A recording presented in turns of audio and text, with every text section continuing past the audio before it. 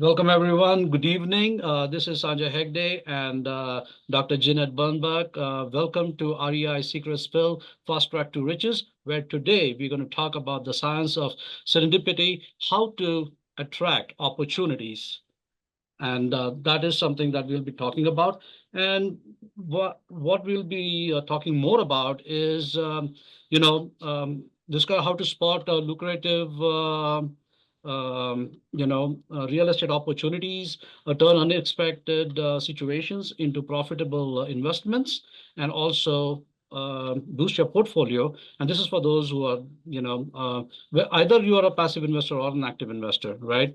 To elevate your growth through the power of serendipity, which is pretty much where networking and things like that comes into place. So, Jeanette, would you like to introduce yourself, or you want to get started, or do you want me to get started?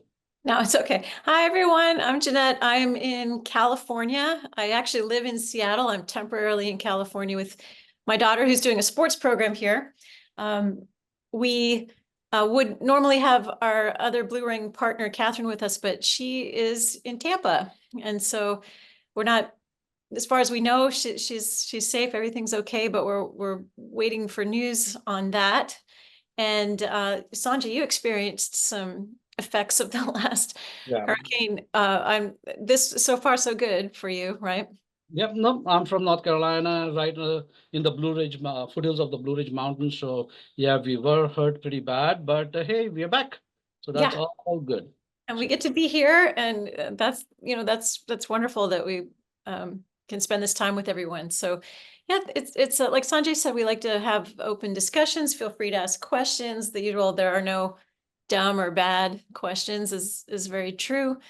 And we want to emphasize that serendipity is possible in a business like this, but that it's dependent too on the work you do and where you focus your attention. And so we've observed those effects in our own work over the years. And if we can share what we've learned there with everyone, we can hopefully speed up your process, which is the reason why people teach and do webinars and things. We're trying to blaze a trail and then make it easier for the people who follow. Absolutely, absolutely. So Jeanette, just to let's get started with you because when you got started in this business, how did you get your first start? And you know, even before you could get into Blue Ring Investors, but you were, even though you're a doctor by profession, you always felt like you were a real estate girl. That's pretty much how you introduced yourself to me when we first met and we spoke. But I'm pretty sure you were probably also at that time trying to get into multifamily deals and so on, and you had certain challenges. You want to talk about that, and then how did that grow into getting into multifamily and then with Blue Ring and so on? How did that? Because every beginning has a first step, and and that step is important. Well, if we keep long story short, but still start somewhat at the beginning, I did always have a fascination and interest in real estate, and that went back to the early 2000s when I got out of graduate school. But at that time, I didn't know how to jump in. It seemed like that was something that other people did, and I needed to stay in my lane, which was healthcare. And real estate was this other thing, and I just didn't know anything about it. But a lot has changed since those days, and the appearance of webinars like this and different seminars, conventions, ways to study, where whether you're an active or a passive investor, it's open to everyone now. And so I jumped in 2010 in my case when I finally felt like I had my foot in that door, and I started buying rental properties. So knowing that you're in the right space and loving real estate, if you have an interest in it, helps you, because there will be people along the way, typically, who will try to talk you out of it, or you're crazy, or this won't work, or just put your money in the stock market.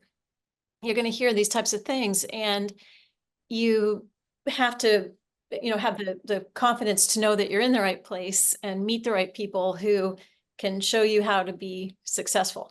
So one thing led to another. After rental properties, I started with single family homes. Then I started buying fourplexes. And that's when a light bulb went on that multifamily made more sense and scaled, where single family homes were not going to scale, not in my lifetime anyway. If I think if you're coming out of college and you start buying them, that might be a better time to do it. But the light bulb went on. Then I did passive investing for maybe 4 years, and still loved real estate. Decided to jump in. I'd been studying the whole time, and I actually heard Sanjay on a podcast. He did a podcast, and I was tuned into that, and I called him, and he picked up the phone. That's what started all this, was you picked up the phone. And that doesn't always happen. When you call people, they don't always pick up the phone.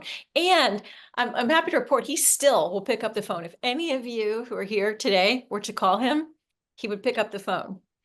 So that's just you. Nothing's changed with that. So then Sanjay and I started talking. We had some long conversations over a number of months, and then we decided that we could work together, and that was in 2021. And since then, right, a lot has happened. So it is that serendipity, I would say. So, I think about all the things that came together for me to be on that podcast that day, right, where you are, and then I call and we talk, and it sure looks like serendipity. Exactly. But then again, Jeanette, there was a lot of work that had gone behind it, right? So you were trying for so long, you were trying to do the networking side of things, you were trying to find the right kind of partners and so on. So yeah, serendipity is there, but it only comes to those who work hard, right? Harder you work, the luckier you get. Absolutely. There you go. So now coming down to now that we have been in this business for long enough, so what do you think like to identify real estate opportunities? Because it's there are a lot of opportunities out there, right? But then you have to look at it as like, what is the right one? What is called as the right opportunity? Because I remember when we first got started, like when I first got into this business, every opportunity was a great opportunity, right? Then after a period of time, we started learning that, okay, this is what we need to be looking for in terms of when we look for what is considered as a good opportunity now for us, right? So what is the background that work that we do, Jeanette, before we decide that this is a great opportunity? In real estate, the answer to every question is your network. It's the answer to every question. It's like circling C on the test, right? Every time. But the background research that we needed to do involves the number of people we have to talk to, the number of properties that have to be reviewed in order to understand what's out there, and the economic climate and the types of returns that are possible. And of course, we're going for the very best of those. Yeah.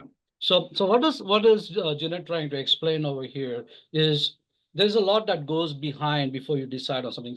So for example, the first thing you got to really do is we do a lot of market research. We focus on emerging markets. When we do that, we focus on job growth. We look at infrastructure development, universities. We use resources like, such as Zillow, Redfin, and local economic reports. A lot of those things. In fact, we go to Chamber of Commerce on once we have narrowed down on where we want to go, and then we also ask what's the new development that's coming in there. So once we have all of those information, now we have honed in on that particular places, right? We try to also look at, we go there, we scout the place, we try to analyze the vacancy rates, rental comparisons to identify underpriced properties. And all these things happens because of the relationships with the real estate agents and, by attending industry meetups and, access to off-market deals that comes over a period of time,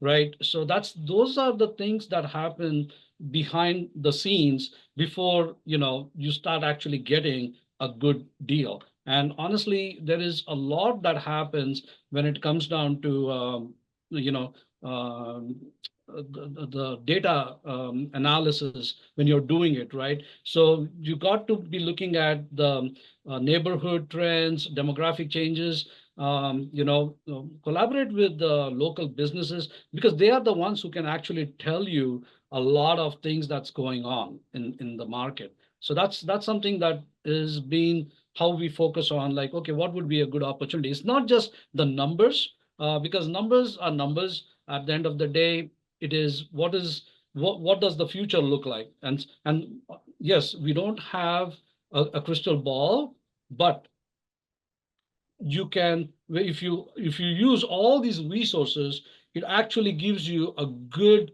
idea. So when you're doing your underwriting, it helps us to actually identify that opportunity because it is not about what that property is today, but what that property is going to be is what you're looking at. And on those lines, when you mention a crystal ball and all this market analysis, the term emerging markets, right, would be something where all those pieces could fall into place. So can you say a little bit more about the idea of an emerging market and why that would be better than a booming metropolis, say?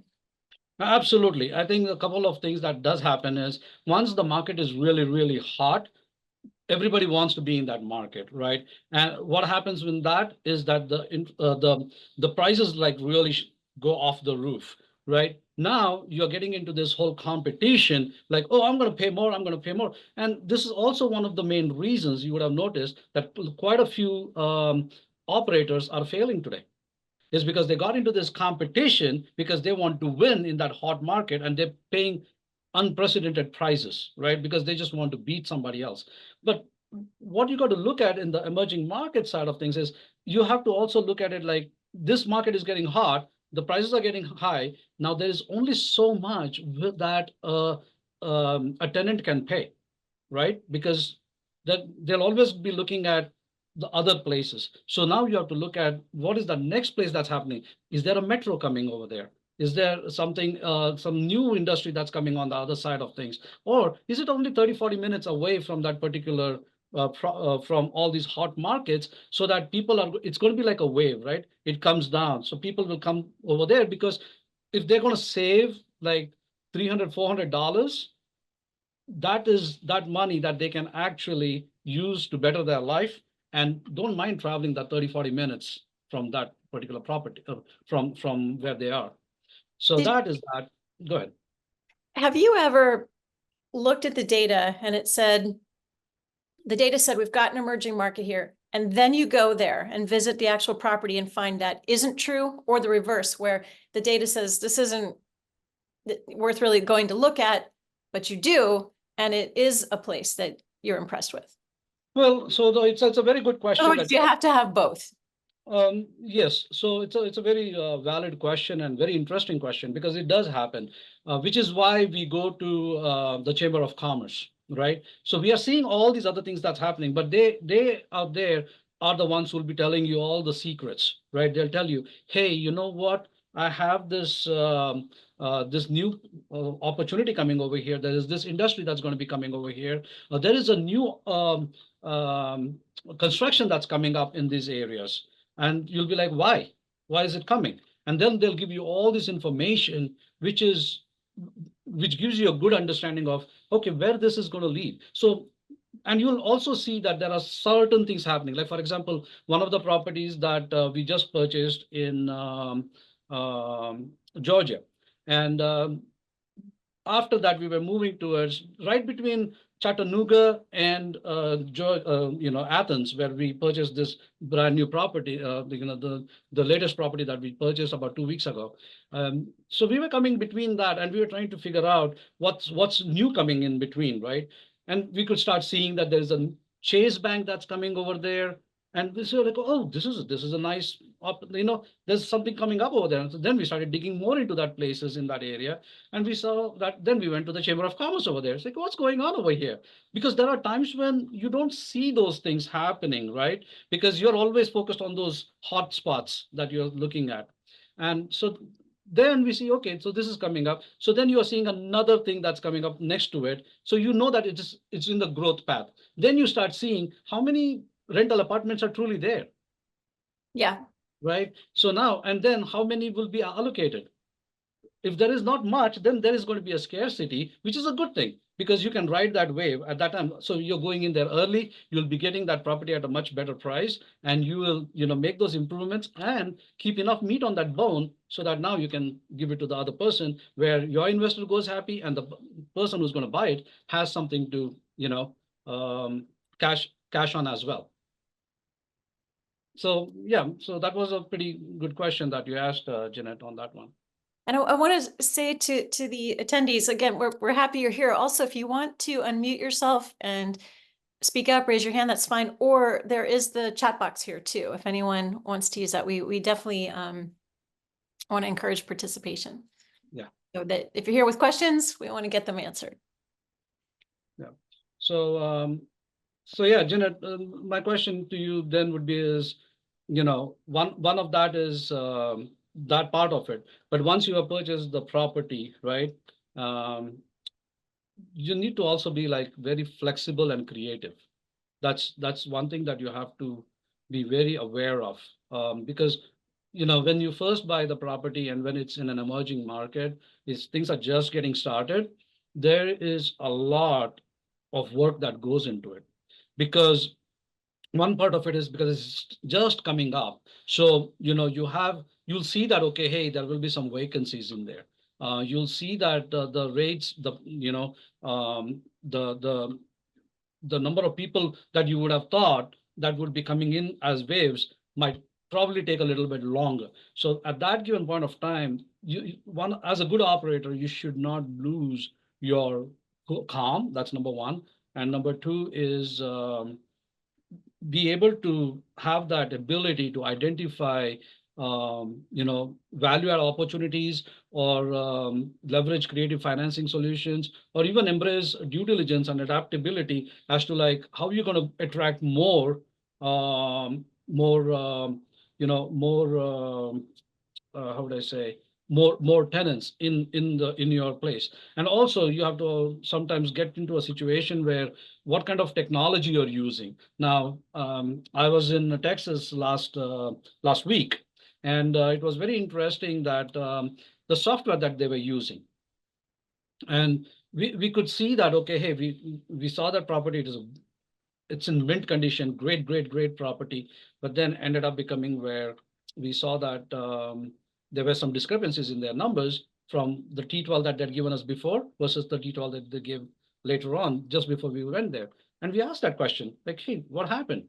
And then they explained it to us, and we understood that they weren't doing anything wrong. It's just that they were just using an outdated software, like, like Quicken or QuickBooks, which is not exactly what normally people would use. So you have to also understand that the background of it as to like why they are doing what they're doing and why they're underperforming and so on. So there are a lot of things that you can do it the right way. We kind of asked them what kind of marketing they do. They're like, no, we don't do a whole lot of marketing.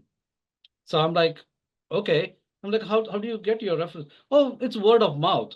And I'm like, okay, that's not bad. But then they also kept their prices so low compared to the others that is where it is. That's why they are at 100%. So Right. now going in, you also know that you'll have to make those changes as well. So you have to have that flexibility in your mind as to like how you're going to massage it and make all these changes. Right. Done at the underwriting stage a lot too. Absolutely. So so let me ask you, Jeanette, you've been big in networking. So tell us a little bit about the power of networking. In my case,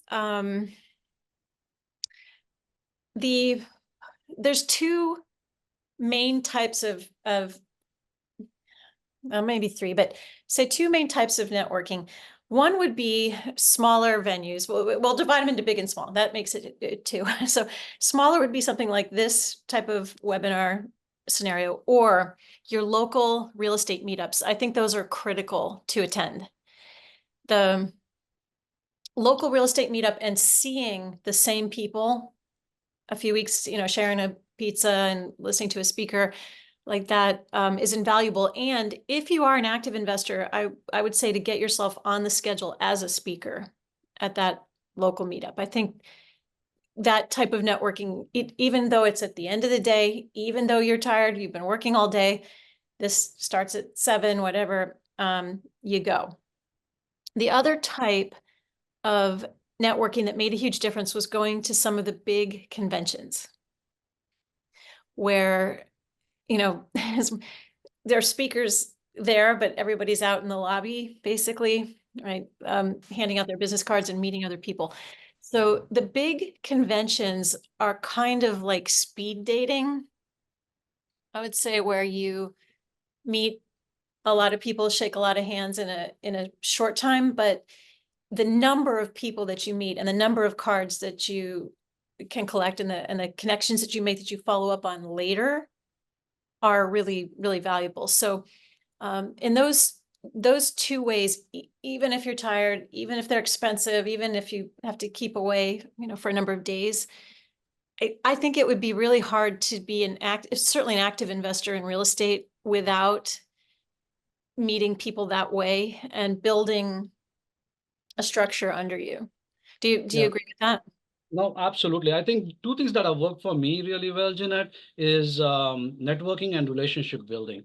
And when it comes down to relationship building, there are two types, like two things, right? One is the broker relationship, and then one is the investor relationship, right? So with the broker relationship, I think what has worked really well is that, I always say you don't need, tens and tens, 10 or 20 brokers to make you rich. You need like one or two brokers, and you build that good relationship. So one of the things that really has worked for me is once I get to that networking kind of an event and I meet all these people, I have their cards and stuff like that. What I end up doing is I identify who is the one that I really want in that area that I have chosen, the selected area of my choice, where I feel that I want to invest in a multifamily property. And then one of the things that I like to do is go in and meet with that broker on a regular basis and underwrite all of his properties that he has. And that's how pretty much we started off as well.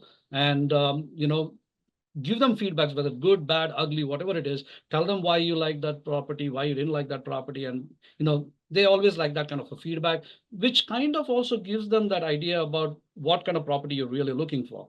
And, you meet them once a month, you find two or three brokers in that area who are really good, and then just meet with them, spend a 3 or 4 days in that area, go around, look at those properties, build that relationship part of it, and boom, one or the other property clicks, and then you close on that deal, and then it is just things just start coming to you. So that is, yeah, networking and relationship building has really helped quite a bit in this particular thing. So you need to know the broker, but the reverse is true too, where the broker is trying to figure out who you are, right? And what you can accomplish. Yeah. They need So to Jessica Perez has a question. She said, what are the qualities of that ideal broker to build those relationships? Well, good. Yeah. the ideal qualities of the, it depends on what you're looking for. Every broker, remember, you got to understand one thing: they all want to make a sale. They have a property, they want to make a sale. It's about how specific you are about giving what your wants are. Like, what is your ideal opportunity is what you can explain to them. Once you have given them that information, they have a good understanding about what you're looking for. But at the same time, when you first get started, it's going to be hard, Jessica, because they don't know you, they don't know whether you'll close, which is why the other side of the networking comes in, is where you find the right kind of partners, which means you work with the right kind of sponsors, who have got built a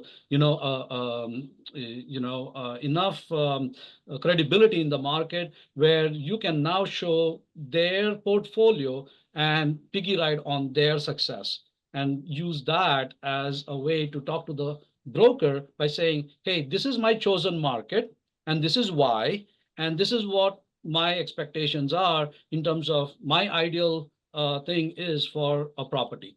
And once you tell him that, and then you keep building that relationship with them and keep doing underwriting with them so that they understand where you're coming from, because just telling them once is not going to help, right? So any property that they have, underwrite it, whether good, bad, ugly, just give him that feedback saying, hey, this is why I feel I don't want to disrespect you. I like, I want love to put an LOI on this one, but the numbers are just not adding up, and for these very reasons. And be very thorough when you do that, Jessica, because you don't want that broker to think that you are a newbie. So always partner with someone who has done this before so that they can guide you. You can be the person who is in the front to talk to the broker, but take the guidance of that other person who will guide you, saying, okay, ask these questions, tell them why this is not a good deal for you, and so on. So that definitely helps. I don't know if that answered your question. At the same time, I think a lot of people are intimidated, the new people are intimidated to talk to brokers too, because they feel like they'll be called out as a newbie or spotted. So what you're saying, if you have your team behind you, you bring that credibility with you, and that helps you overcome that initial hurdle. Yeah. It also helps sometimes the first time a broker's a jerk to you, then you realize, wait, these people are human. They're not. They want to make a sale. They just want to make sure that you will actually close on the deal, because that's all it is. It's all about timing, right? They would rather work with someone who is going to definitely close on something rather than spending their time answering somebody's question. But if you show them that you are working with the right kind of people, trust me, they'll give you all the support and all the like if you ask valid questions, they'll definitely help answer all of your questions because they do want to make a sale. What are your thoughts on working with wholesalers? You have any thoughts on that one, Jeanette? I don't have a lot of experience with that. Yeah, it's nothing that we don't have a problem working with wholesalers, but usually, if it is all in one area itself within a certain period, a certain parameter, and if we can get if the numbers work, and also if you can um, uh, take the advantage of having the property management company in that area managing all of those, so then yes, why not, right? It's all about the numbers, right? At the end of the day, you're going to buy one property, you're going to buy 10 property. It's all the same. The numbers should work, because if these are in different places and these are smaller units, then guess what? If you need to make change to a roof on this one, if it is a bigger one, it's much easier, get done faster. Whereas the other one, it would take a little bit longer. So it's all about the numbers. At the end of the day, if the numbers work out, why not? I hope I answered your These are question. good questions. Yeah. Yes, thank you. Can you hear me? Yeah, Yeah. I can hear you. Yes. Yeah, you I guys can I all figured unmute yourself. Right. yes, I figured out how to unmute myself. So yes, thank you.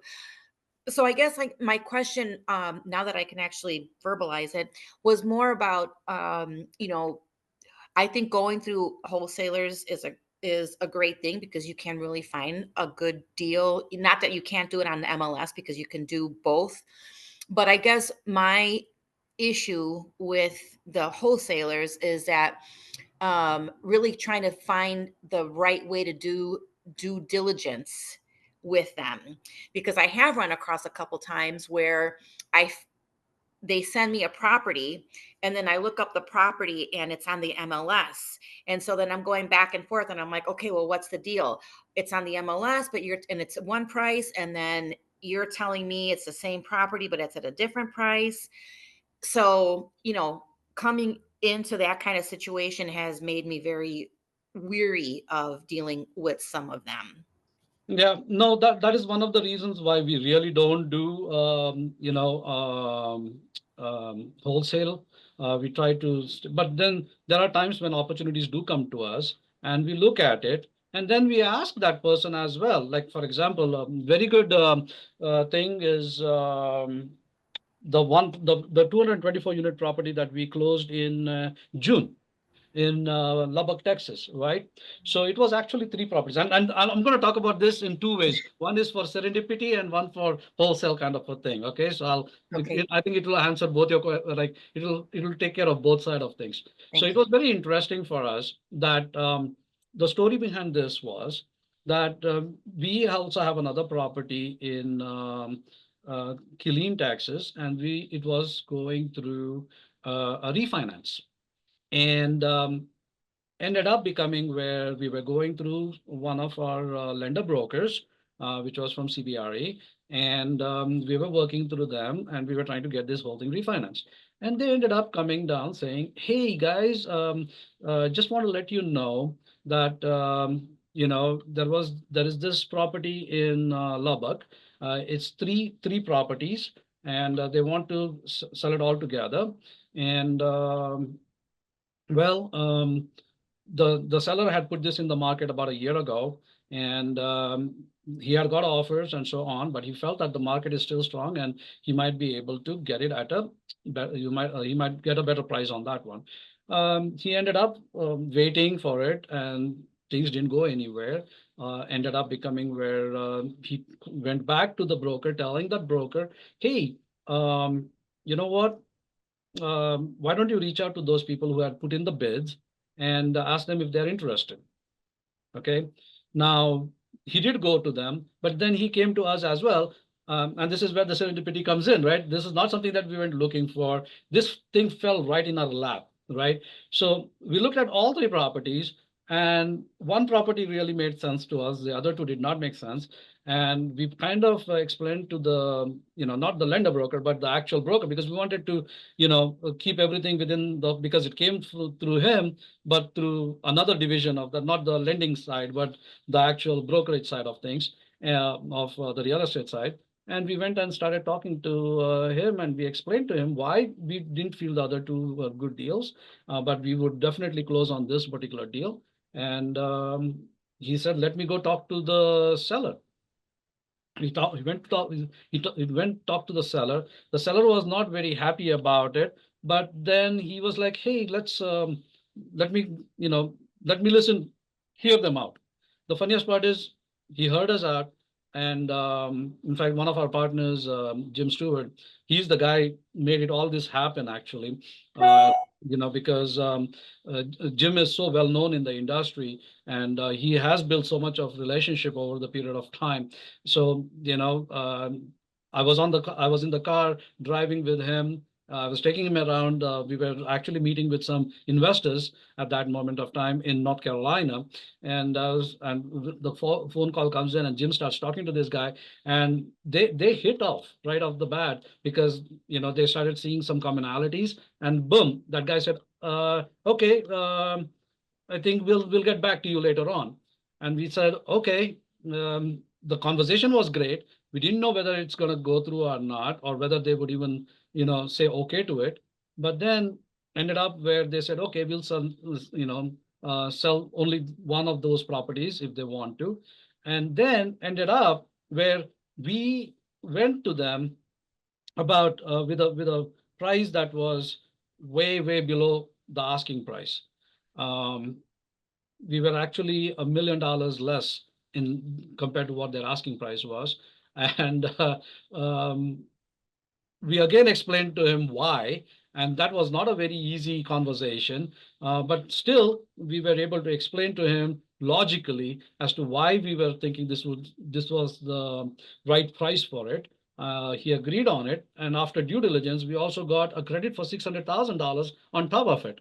So overall, it was a very good deal for us. But this is where we saw that the broker was really working towards the whole thing. He was working with us, and help convincing the investor as well as to like, "Hey guys, hey guys, these guys have a very good reputation. They close on deals on time and so on." And that's pretty much what actually helped us close on that particular deal. So yes, all these things that you do, building that network, building that reputation, doing your due diligence is so important in terms of not about the due diligence in terms of um, the the the subject property itself, but the area, because that was what gave us the information to convince the seller why he should be selling it to us at that price and why the price that we are offering him is the fair price. So Yeah, and it's important what you're saying too about staying firm on that. You don't buy something just to buy it, right? And the numbers have to work, and knowing who you are and staying firm on that through the process made a difference there. That unfolded over months.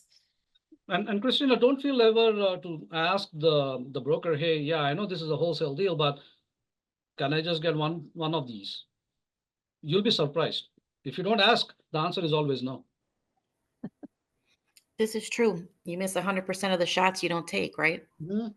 So yeah, don't hesitate to ask. They can always say no, but hey, you know what? Do underwriting on all of them. Find the one that you really like, and you know that you have the right kind of partners, and you can close on the deal.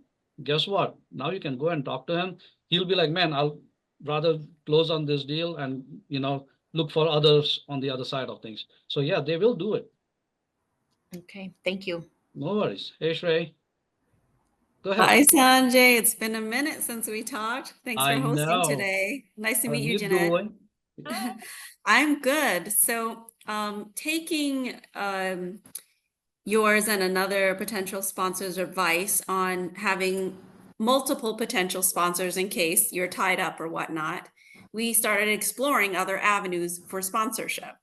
And a company reached out to me, you're going to go in the hot seat, called Deal Estate AI. Are you familiar with them? And if so, what are your thoughts on their business model? First of all, I don't know them, but Okay. explain me what their model is. It's quite interesting. So they have sponsors ready to go, and they have family groups that also help in the fund. They ask syndicators to invest 85,000 of their own money and also bring a minimum of 100K into the deal to be a GP. And they will allow the GPs to manage assets using their AI software. What I found, So and I they think said I that it know would you met be, them at MFM in Florida. Am I correct? I missed the peak event, but they were there. They told me Yeah. they were there. I haven't talked Okay. to anybody that Yeah. actually met them in person. Yeah. I did get on a call with them. I don't know them, but I did get on a call with them. Kind of got an understanding of what they were looking for. But when it came to my case, they were looking for me as more as an operator and not as not as more as how would I say um for raising capital or so on. So they were because they were like, they will be the sponsors, but I think they wanted someone who could operate it and so on. So that is what they were looking for. They were looking for somebody with experience who could take care of those things. But their business model did not go well with my business model because I'm at a certain stage today where I really don't need to have like I don't have the desperation to close on my first deal kind of a thing, right? This is good for a lot of those who just want to go and close on their first deal. But to me, I always believe that it makes more sense to go and work with a well-known operator and a sponsor who can actually help you find your first opportunity or at least guide you the right manner. Because here you're putting in all this money of your own, you're doing all these other things, and you're bringing them the opportunity. And what if all of that doesn't go very well? So Yeah. What kind of I found was alarming is the woman I spoke with was saying, you invest the money, you bring 100K, and then you're the asset manager of that deal. And I yeah, said I it know. on multiple times. I'm like, I'm new to the space, so I wouldn't be comfortable managing my first asset. Why Exactly. would your sponsor and your organization want to work with me? And she couldn't give me like a real good answer because I'm thinking, Yeah, I wouldn't allow me to do that. So then I yeah. literally searched, is Deal Estate AI a Ponzi scheme? No, it's not a Ponzi scheme. It's just that what they are looking for is a lot of people who are in the boots on the ground, who are desperate to close on their first deal and so on. And they feel that this is the easiest way around to get into a deal. Mhm. So, but the way but you have to also remember, like when I say you, I mean the person who's going in with all these things, they need to be, very clear about what they want from the whole thing. Because if they're just going to just want to have that bragging rights that, hey, I closed on a deal, um, yeah, then yes, it works for them. But it's not about that, right? It's actually about making sure that you deliver on what has been promised to your investors. Because these guys will do your pitch decks, they'll do everything that you're talking about. I don't want to badmouth anybody because they might have their own formula. It might work for them, but it definitely when I looked into it, I just didn't feel that it was something for me. So let me put it that way. Okay. Yeah, I Thank you have. for your Oh, input. no. I have a question over here from McCurdy. What are some good brokerage sites to find small to medium multifamily and self-storages? Um, Honestly, McCurdy, I would just say this. Um, it's you have multiple sites out there, right? You can go to any of them. You can look it up in um, you go on the website itself, you'll find quite a few of them. Like CBRE would be one. You can find it on Zillow or Craigslist or any of those. What is the most important thing that you have to stay focused on, McCarthy, is your area. This is why this is what I tell everybody. Don't go looking out in the wide web. You'll get confused. Focus on one particular area that you feel is the the area that you want to stay focused on. One or two. Like say, for example, if you say Georgia is the one that I want to focus on. Okay. Then in the Georgia, you identify one or two places that you really want to focus on, which is either an emerging market or it is already a primary market, right? Once you do that, then you learn everything about that area, understand the population growth, the crime rate, every single thing, what's coming up, what's like the back of your hand.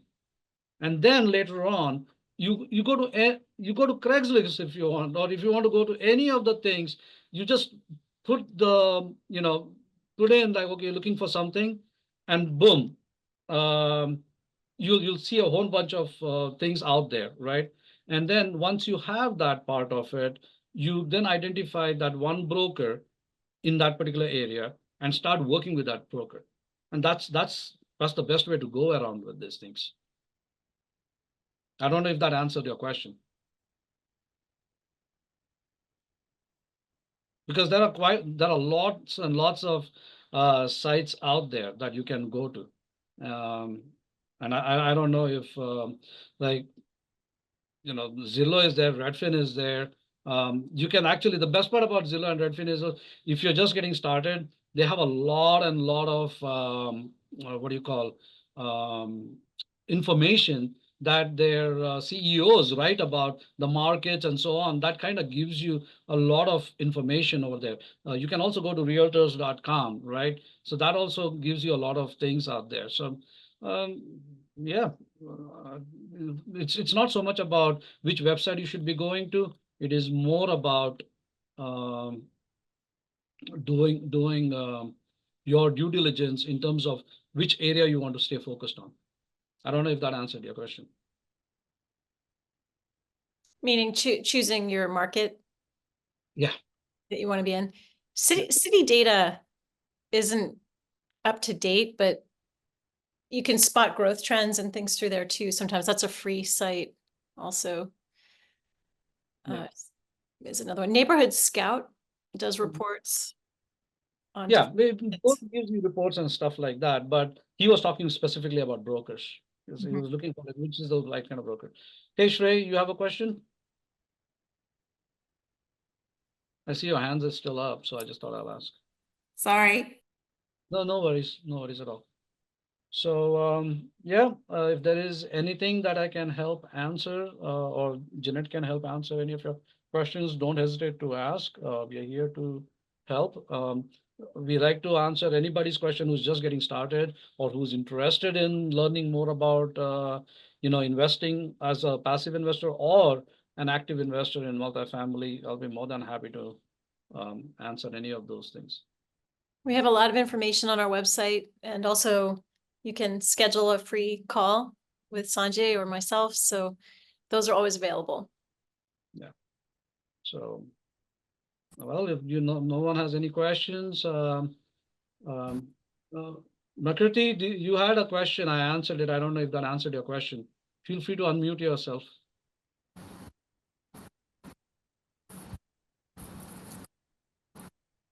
Okay. Hello, hi. Can you hear me?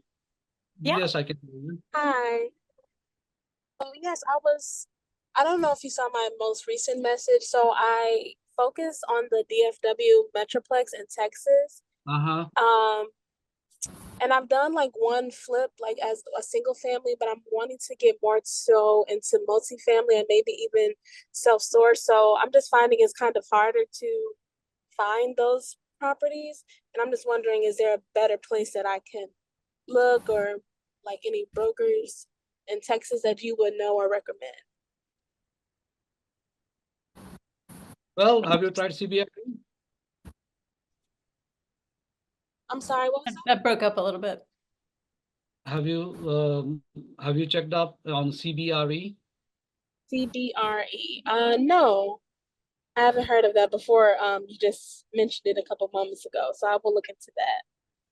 Yeah, like there are quite a few of them. So there is CBRE, there is Marcus and Millichap. You can look at,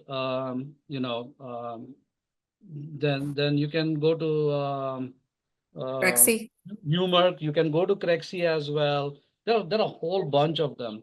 There is Barcadia as well. So you can go to many. Like if you just type in what you're looking for, you'll find a whole bunch of list of people out there. So it's not like it's you know um, it's the way I see it is it's not so much about um, like if you were to just say Google multifamily apartments for sale and you just put in that specific area that you're looking for, trust me, you'll find a whole bunch that shows up. So let me just put in over there if you want.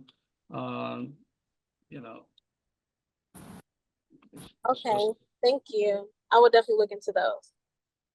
yeah. So DFW Metroplex areas, multifamily uh, for sale. Let me just, if you're okay with it, let me, share my screen. That way you can see. Do you see what I'm seeing? Yes. And there you go. You got a whole bunch, right?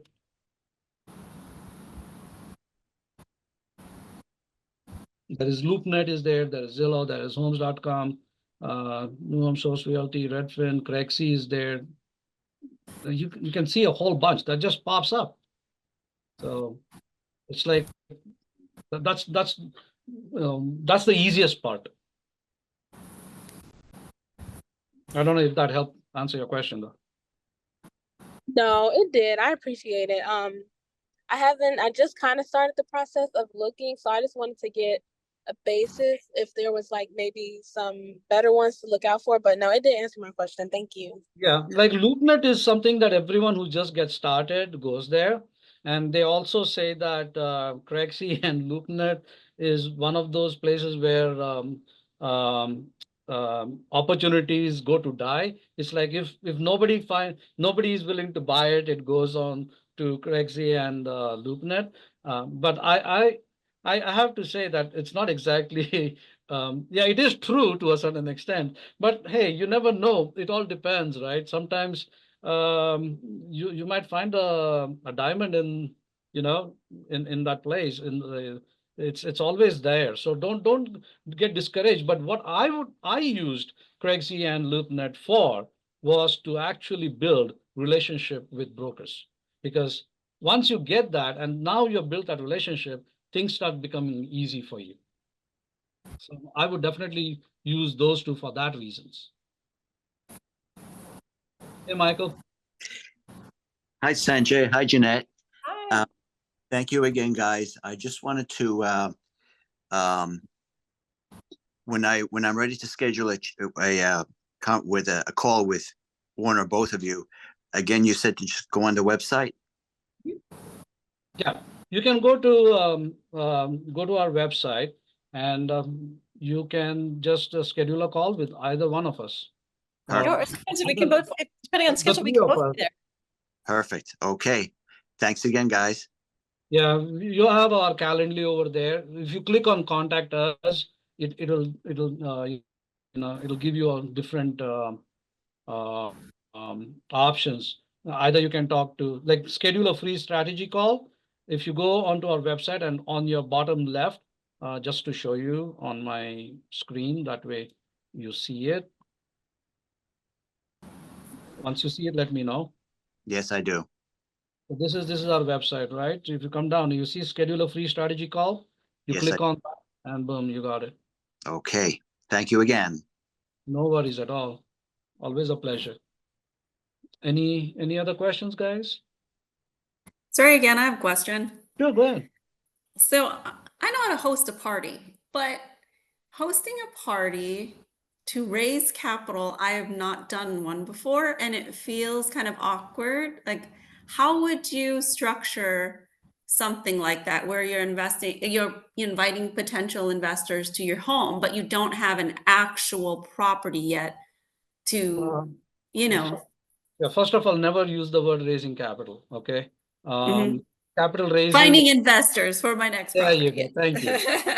It's called investor relations, right? Mhm. So just to be on the safe side, okay? Mhm. First of all, it's you need to have a genuine, heart to educate people, because what is the main thing is, it's not so much about taking somebody's money, right? It's more about um, helping them double, or I'd say grow their hard-earned money. That is the main purpose behind why you should be doing it. Of course, the byproduct is you'll get more, you'll get you'll become a GP, and you'll be able to close on more deals. So that's the back end. But the main purpose behind going into something like this needs to be more from a perspective of, like, hey guys, I have an opportunity. Like, it's not that I have an opportunity, but I'm like, hey, this is the business that I'm into right now, and how many of you know about this investment? Like, what kind of investments do you guys do? Right? So first you start off with your friends and your family, right? So you first ask them, hey, would you guys would be interested in coming and joining me, or encouraging me in this new venture that I've started off with? And they'll be like, yeah, sure, why not? Then ask them, what do they know about the multifamily? And then have a good pitch deck ready, a good business plan ready, saying that, hey, this is what I'm doing. As of now, I don't have I would not use the word that I don't have any opportunity right now. I would always say that, hey, all the opportunities that I've worked on right now are fully subscribed. So I would like to know in the future, if I do have an opportunity, if I can approach you. So if I'm hosting a party and, with potential investors and whatnot, would you say I should do should I just let it a natural conversation? Everyone's just mingling, or would you say I should Well, maybe make it more, like I am type A personality. I'm like, okay, from 7 to 8, we have appetizers. Now I'm going to do a PowerPoint presentation. Okay. You know what I mean? Like, yeah. is that the way to go with, because these investors that I have connections with, they're pretty affluent. Uh-huh. But I haven't met them before. They're just referrals from friends that are like, hey, this person would, be really good working with you, like da da da. Mhm. But they're old school, so they like to get together and hang out. And I'm like, That's a oh good thing. Hey, and they are the ones who have the money. So that's a good thing, right? What I would suggest you do for something like this would be is make the intent very clear, right? What they're coming for, mm-hmm. right? So right from the get-go, they know that they're not coming there just to eat. They're coming there to listen as well. right? So what you do is you schedule times. So you send out a nice professional kind of an invitation, which talks about welcoming them to the venue where you are, where you're going to host this, and then say from this time to this time, it's going to be meet and greet, and the bar is going to be open or what have you, and then the hors d'oeuvres are going to be with that, and then the next thing is you're going to say is from this time to this time you're going to be there for this particular thing that you're going to be doing, where you'll be teaching them or you'll be talking about multifamily and so on. And then after that, you'll still have, those who are want to stay back. Yes, from this time to this time, we'll still have the bar open and so on. Make it very clear, if you're paying for it or they're paying for it and so on. Mhm. Great, thank you. That's what I was looking for. Yeah, okay. I'm glad I was able to help. So any other questions, guys? If not anything, we'll wrap it up then. Thank Okay. you, everyone. Thank you. Everyone, Bye, everyone. take care. Bye-bye.